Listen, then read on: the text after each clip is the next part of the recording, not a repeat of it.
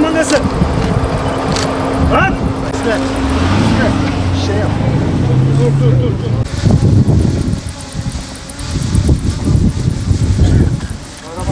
Merhaba. Sağ ol! Nasıl? Sağ ol!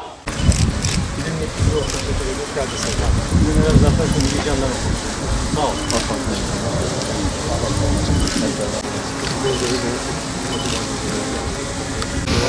Bir alayım.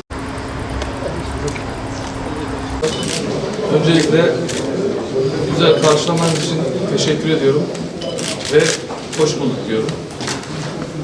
Evet, değerli mesai arkadaşlarım, kıymetli Bitlis hemşehrilerim, saygıdeğer basın mensupları, öncelikle az önce söylediğim gibi karşılamanız için teşekkür ediyorum. Üstü kabulünüz için teşekkür ediyorum ve bildiğiniz üzere 19 Eylül 2024 tarihli ve 32.667 sayılı resmi gazetede yayınlanan valiler kararnamesiyle Bitlis valisi olarak atanmış bulunmaktayım. Ve bugün bu göreve sizlerin nezaretinde başlıyorum.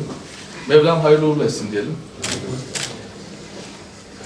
Adeta aziz milletimizin Anadolu'daki ilk mülkü olan Ahlat Selçuklu Mezarlığı 5 minaresiyle, Van Gölü'yle, Nemrut Krater Gölü'yle, Süpardağ'ıyla, kümbetleriyle, medreseleriyle Doğu Anadolu'nun en güzide vilayetlerinden birisi olan Bitlis ilimize ve Bitlisli hemşehrilerime hizmet edecek olmaktan büyük bir gurur duyuyorum ve Yüce Rabbime şükrediyorum. Yine aynı şekilde bu ulvi görevi şahsıma tevdi eden Cumhurbaşkanımız Sayın Recep Tayyip Erdoğan'a, İçişleri Bakanımız Sayın Ali Yerlikaya'ya ve devlet büyüklerime şükranlarımı sunuyorum. Değerli arkadaşlar, kıymetli basın mensupları, Bitlis ilimize ve Bitlisli hemşehrilerimize sunulan güvenlikten asayişe kadar, eğitimden sağlığa kadar, tarımdan sosyal hizmetlere kadar, kültürden spora kadar, velhasıl bütün kamu hizmetlerinin standartlarını, Türkiye yüzü standartlarına çıkarmak için hep birlikte mücadele vereceğiz, hep birlikte çalışacağız. Aynı şekilde ilimizde yürütülen kamu hizmetlerinin yakından takibini sağlayarak bütün paydaşlarımızla birlikte ilimizin en iyi şekilde yatırım almasına birlikte gayret edeceğiz.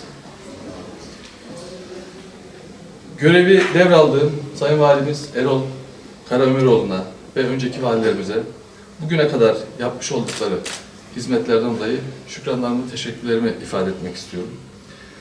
İnsanı yaşat ki devlet yaşasın şiarıyla çıktığımız bu yolda Yüce Mevlam mahcup etmesin, güzel hizmetlere vesile kılsın ve inşallah Bitlis'imiz için, Bitlisli vatandaşlarımız için, sevgili hemşehrilerimiz için de hayırlı uğurlu olsun diyorum. Tekrar hepinize üstün kabulünüz ve karşılamanız için teşekkür ediyorum. Sağ olun, var olun.